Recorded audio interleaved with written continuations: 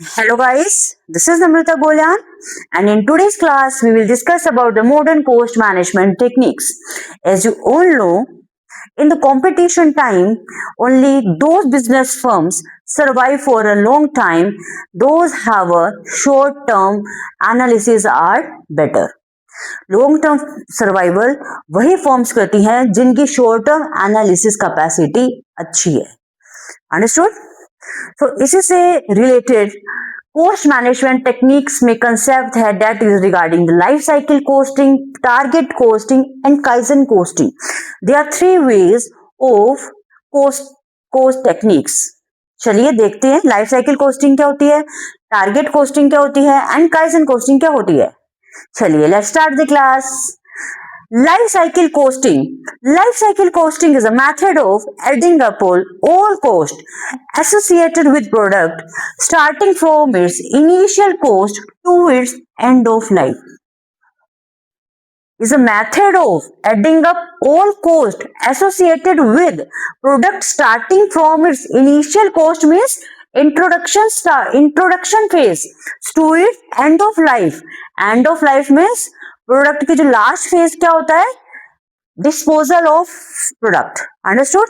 As you all know, a product pass through introduction phase, growth phase, maturity phase, decline phase and disposal phase. Understood? And in phase we not consider, in life cycle costing we not consider only production cost, we consider pre production cost, production cost and post production cost. और ये concept use कहाँ होता है?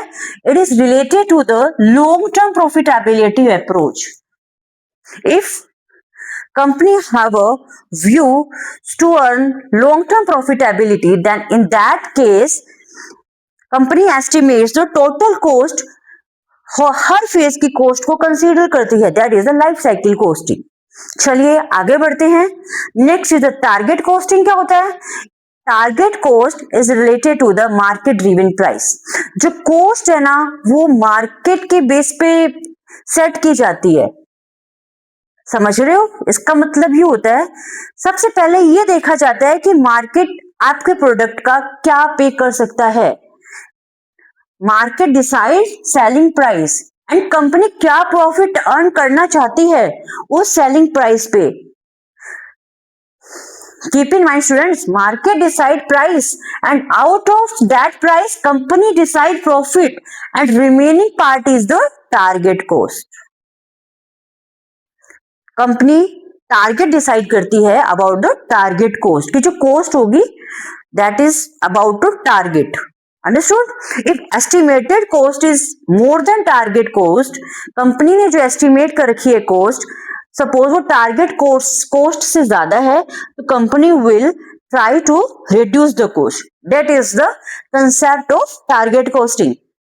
चलिए अब next one करते हैं that is the kaizen costing. Kaizen Japanese word है, it means continuous improvement. refers to ongoing continuous improvement program that focus on reduction of waste in production process. In Kaizen costing, company continuously try to improve the cost system. पूरे costing procedure के अंदर coast को reduce करने के लिए efforts किए जाते हैं. नॉट ओनली वेस्ट, खाली वेस्टेज ऑफ रॉ मटेरियल को कंसीडर नहीं किया जाता है, ओनली वेस्ट वो तो किया ही जाता है, साथ ही साथ सपोज ऐसा नोटिस होता है कि लेबर अननेसेसरी स्टेप्स कर रही है, लेबर आज वेस्ट हो रहे हैं ना, तो ऐसे एफर्ट्स भी किए जाते हैं कि जो अननेसेसरी स्टेप्स हैं वो रिमूव हो जाए. दोबारा देखिए, Kaizen costing refers to ongoing continuous improvement program that focus on the reduction of waste in the production process.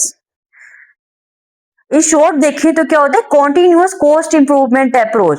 Kaizen costing is the continuous cost improvement approach. Understood?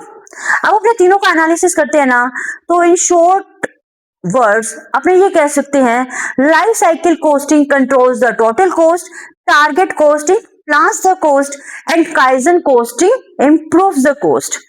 Thank you guys. I hope आपको आज की class समझ आई होगी and you will cooperate me in the future too. Bye bye.